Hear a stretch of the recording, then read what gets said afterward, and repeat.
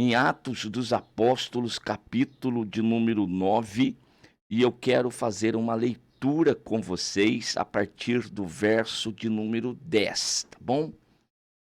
E nesta oportunidade, então, eu vou responder a pergunta aqui do seguidor aí do canal, o Lucas, tá certo? Que perguntou se a pessoa pode ter mais de um dom espiritual. Eu quero agradecer aqui a sua participação, meu irmão. Deus abençoe cada vez mais. E a partir daqui eu vou responder então, embora já tenha deixado lá no comentário a resposta, mas também através desse vídeo. E a resposta é sim.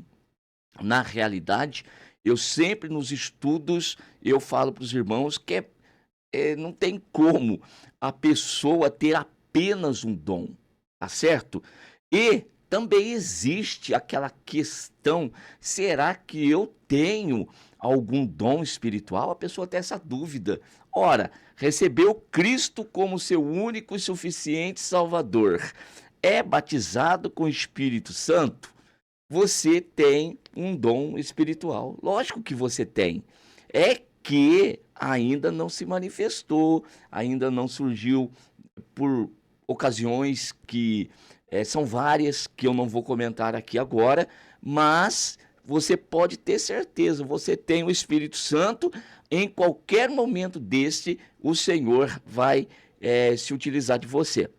Sempre lembrando a orientação do apóstolo Paulo, no capítulo de número 12, que o Espírito Santo é que opera isso em nós, que o Espírito é o mesmo, e que o Senhor, ele distribui os dons conforme a utilidade, conforme a necessidade e de acordo com a sua vontade. Não está muito ligado com aquilo que eu quero ou deixo de querer. Não, é o propósito de Deus, tá bom?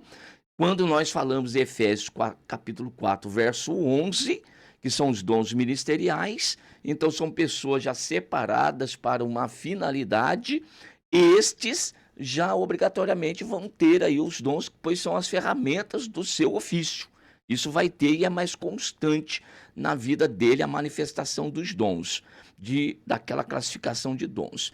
Agora, para os membros em geral da igreja, o Senhor pode a qualquer momento se utilizar de A, depois em outro culto se utiliza de B, num terceiro culto se utiliza de C, e isso vai acontecendo conforme a vontade do Senhor, não somos nós que determinamos.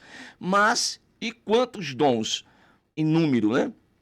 Bem, os dons, eles sempre estão atrelados um ao outro, a gente classifica, lembre-se que essa classificação de dons, nós seguimos 1 Coríntios capítulo 12, ali que Paulo deixou, ali nós temos 9, e isso é uma nomenclatura que foi dado para conforme a característica da manifestação do dom. E eu vou mostrar aqui para vocês desse texto que eu citei e vou ler.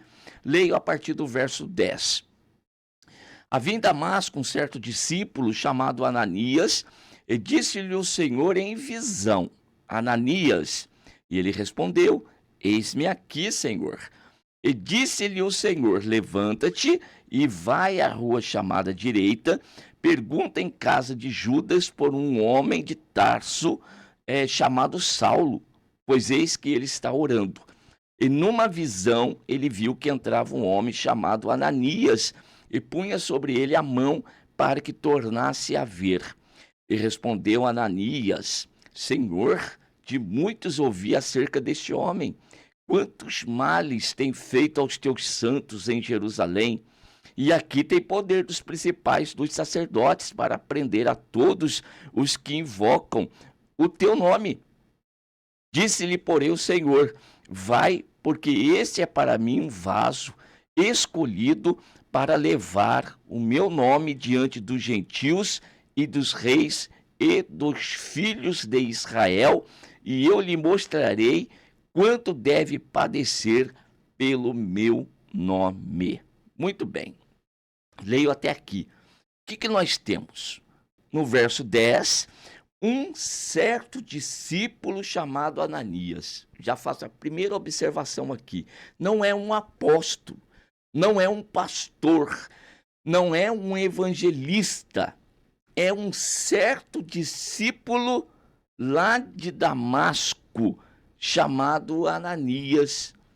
Então vejam como que os dons se manifestam na vida das pessoas dentro da igreja.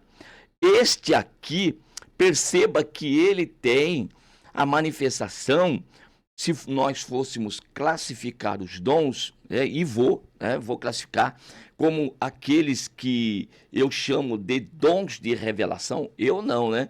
Todo aquele que é teólogo e trabalha nessa área sempre vai classificar assim: dons de revelação. Então já começa aprendendo aí, não existe dom de revelação. Ah, o irmão tem dom de revelação. Não, o irmão não tem dom de revelação. O irmão, ele tem os dons de revelação. Revelação é uma classificação de 3 dons. Quais são os dons? Palavra do conhecimento, palavra da sabedoria e discernimento de espíritos. Quem tem esses dons, irmão, sempre vai estar se manifestando na vida dele, muitas das vezes os 3, ora um, ora outro, ou então, às vezes, até em conjunto, como é o caso do texto que eu acabei de ler. Pois é. Então, este irmão aqui, esse certo discípulo chamado Ananias, ele tem manifestação na vida dele, neste propósito de Deus aqui, já a manifestação de 3 dons. Olha como que a pessoa, então, pode ter pelo menos 3 dons em manifestação, que são o grupo que nós classificamos como os dons de revelação. E esses dons aqui, ele tem uma particularidade, que ele tem uma forma, tem as formas de manifestação desses dons. Quais são as formas de manifestação? Então, não confunda. Forma de manifestação do dom, não é o dom. Por exemplo, aqui no caso, visão. Aí alguém fala assim, o irmão tem dom de visão. Não, irmão, não é dom de visão, não é dom de revelação, ou é palavra da sabedoria, conhecimento ou discernimento de espíritos, que tem as suas formas de manifestação. No caso aqui foi por meio de uma visão. Então, em uma visão, Ananias recebeu a palavra da sabedoria e do conhecimento. Nós vamos ver aqui. Qual que é a diferença da sabedoria para a palavra do conhecimento? Palavra do conhecimento trata a respeito de lugar, de objeto, de pessoas e sempre está relacionado com o presente ou passado. Quando isto for identificado, você diz palavra do conhecimento. Agora, quando está relacionado, Deus está mostrando o seu plano, o seu projeto na vida de determinada pessoa, e aí está relacionado com o futuro. Você diz, isto é palavra da sabedoria. E aqui nós temos, vamos identificar? Então ele ouve a voz do Senhor por meio do quê? De uma visão. E nesta visão aqui também tem o discernimento de espíritos. Irmãos, discernimento de espírito como dom não é enxergar espírito mal, demônio, não. Discernimento de espírito é quando Deus abre para você o mundo espiritual. Você pode enxergar como você pode ouvir. Coisas que o teu ouvido natural não vai captar. Tem que ser aberto o mundo espiritual. E aí o Senhor permite que você ouça, que você veja, que você perceba. Isso é discernimento de espírito. E olha aqui. E disse-lhe o Senhor em visão. Então, por meio de uma visão, foi descortinado para ele o mundo espiritual, discernimento de espírito. E ele tem a possibilidade agora de ouvir a voz do Senhor.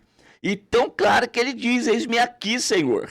E aí o Senhor, então, traz para ele aqui a manifestação da palavra do conhecimento, ó, pessoa, lugar. Levanta-te, vai à rua chamada direita e pergunta em casa de Judas por um homem de Tarso chamado Saulo, pois eis que ele está orando. Então, o conhecimento de um fato que só Deus tem, e agora Deus traz para Ananias. Ananias, por meio natural, nunca teria conhecimento desse fato aqui. É o Senhor que tem e traz numa palavra de conhecimento para ele neste momento. E diz, continua o Senhor, ele viu que entrava, no caso Saulo, viu que entrava um homem chamado Ananias, ou seja, a própria pessoa com qual Deus estava falando, e punha sobre ele a mão para que tornasse a ver. E ele fala com o Senhor, ouvia a respeito desse homem, quantos males ele tem feito, e aquele tem poder para prender todos que invocam o teu nome.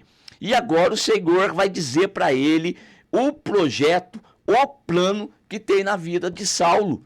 E agora nós temos a manifestação da palavra da sabedoria. Então, no primeiro momento, pessoa, lugar, palavra do conhecimento, presente. E agora Deus vai falar do seu projeto, do seu plano futuro a respeito de Saulo. E está trazendo isto para o conhecimento aqui de Ananias. Então nós temos a palavra da sabedoria, futuro, projeto, planos de Deus em relação a Saulo. Vai, porque este é para mim um vaso escolhido para levar o meu nome diante dos gentios, dos reis e dos filhos de Israel, e eu lhe mostrarei o quanto deve padecer pelo meu nome. Então vou encerrar essa minha fala aqui da seguinte forma, para tentar fazer com que você entenda aqui a diferença da palavra do conhecimento e da sabedoria.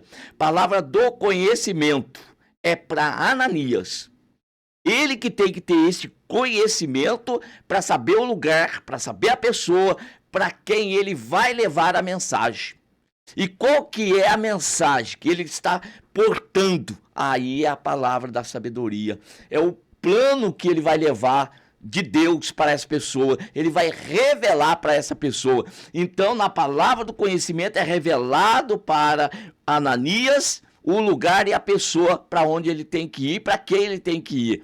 E agora, da palavra da sabedoria, já é uma revelação do projeto futuro de Deus em relação àquela pessoa para quem ele vai levar a mensagem. Tá certo? E eu fecho aqui com vocês, fazer uma pequena diferença rapidinho entre palavra da sabedoria, que fala de projeto futuro de alguma pessoa, com a profecia. Perceba, isso não é profecia, isso é palavra da sabedoria. Ananias sabe para onde vai, para quem vai, e já tem antecipadamente com ele a mensagem que ele vai levar. Ele já tem isso tudo com ele de antemão. Não sei quanto tempo vai levar para ele ir até Saulo, mas no momento em que o Senhor fala com ele, ele já tem tudo já pré-determinado ali. Ele sabe muito bem o que vai fazer, para onde vai, repito, para onde vai, para quem vai e que mensagem está levando. É só chegar lá e entregar. Profecia, irmãos, é a palavra até original diz borbulhar, jorrar, profecia. Então, na profecia, quem é usado pelo Espírito Santo naquele momento não recebeu de antemão. Vai ser no momento, ele vai entregar uma palavra que ele não sabe muitas das vezes nem para quem.